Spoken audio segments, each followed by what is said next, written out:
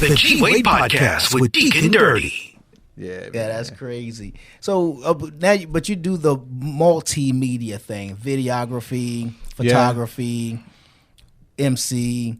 Why do you keep your hands in all of that? it? Yeah. I feel like that's kind of like my contribution to people that have different gifts. Like, yo, if you're good at this and you're good at that, work that thing. You know what I'm saying? Because I remember when I first started doing photography, there was a photographer that I looked up to that kind of came at me and he was like, yo, so either you're going to be a rapper or a photographer, yo, which one you going to do? Kind of like, it was kind of like he was like mad, you know what I mean? And I'm like, yo, but you know what I'm saying? I love your style, bro. You dope with the photography. Like, I'm trying to get advice from you. And, yo, what you going to do? You going to be a rapper? You going to be a photographer? Kind of like, yo, I'm getting the bread from this. You trying to get the bread too? Oh, right. Gotcha. And I was like, dang, bro, like, I'm going to do it all, bro. If I'm good at it, I'm going to do it all. Like,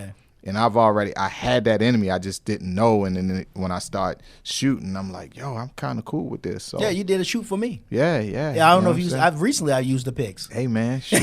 For a magazine. You know what I mean? See, that's what's up. You know what I mean? I need that as a collectible. Yeah, okay, I'll make sure you get it. Hey, you know, it's funny, too. Every time I go on Facebook or Instagram, people that I've taken pictures of, their avatar is a picture that I took. It's a picture shot? Yeah, so it's like hundreds of joints out there. Yeah. Man. So it's good seeing that. That's hot. Yeah. That's hot. Yeah, I appreciate that shoot, too. I'm going to need to get at you. Hey, anytime, man. I need to update for the new year, you know what I'm saying? You already. I just did Plays headshots. Did you? Yeah. Wow. Is he still here? He's here? He's here off and on because he lives in Florida, but he's here off and on because he's shooting. You know, he's doing a new show. You know, really? I can't talk about the show yet, but it's a big show. It's really? A big show, yeah. Dope. Yeah. Would you get on the track with Redman? Of course, man. I mean, you wouldn't feel like you need to write your verse over? You know what? I tell you this. When it comes to me and tracks, it's all dependent on Reggie Noble. You know what I'm saying? Reggie Noble is one of the dopest. But it's always depending on the track.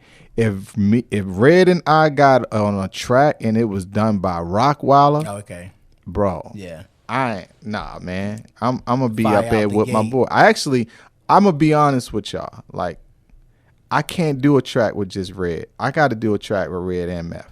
Okay. I don't feel comfortable doing a track with Redman without Meth.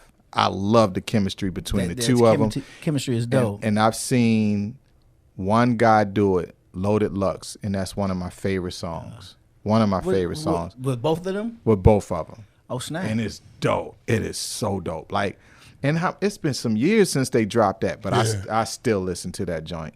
And man, that chemistry is crazy, man. It's kind of like if you know a set of twins, you're the photographer, why you just gonna ask the one twin? You know what I'm saying? It's like, nah, yo, I need Red and Meth on the track. I need that for my album. So, you know, that's a goal. That's a 2021 goal right there, to get them both on my album. Yeah. Because I ain't dropping the album until fall.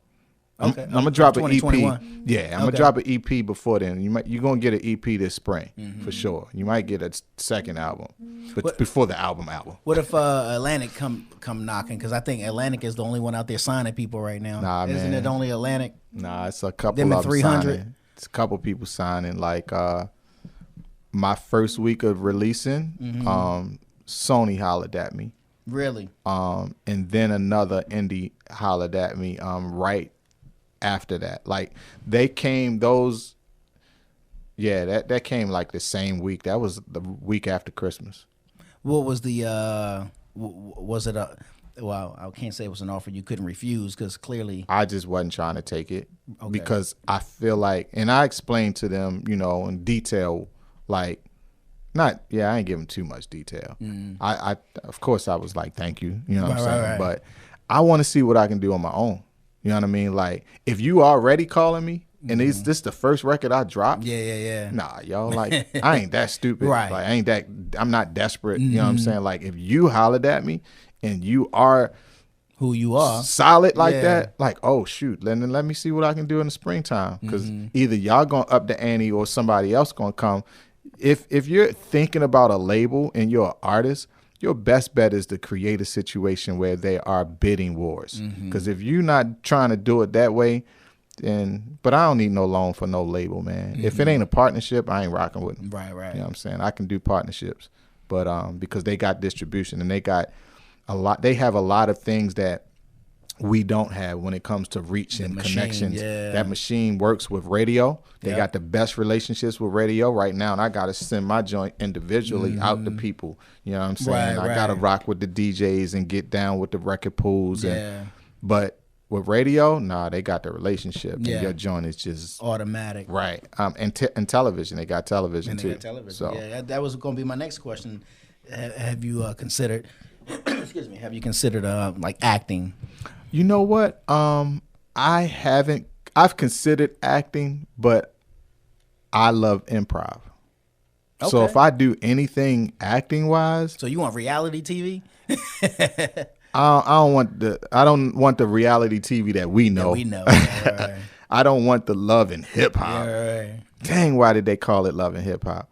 You know, although she's had a lot of success in it, I'm glad that she made her thing work. I just don't like how she made hip hop look. And then not only that, it's like you named it something that, like, you gave hip hop a bad name, man. You made us look ratchet and ignorant and uneducated and hateful. And when it has essentially nothing to do with hip hop. I mean, you may have the characters involved, and you know, a lot of them people, it may have been a new experience to them, and they may have been about the bag.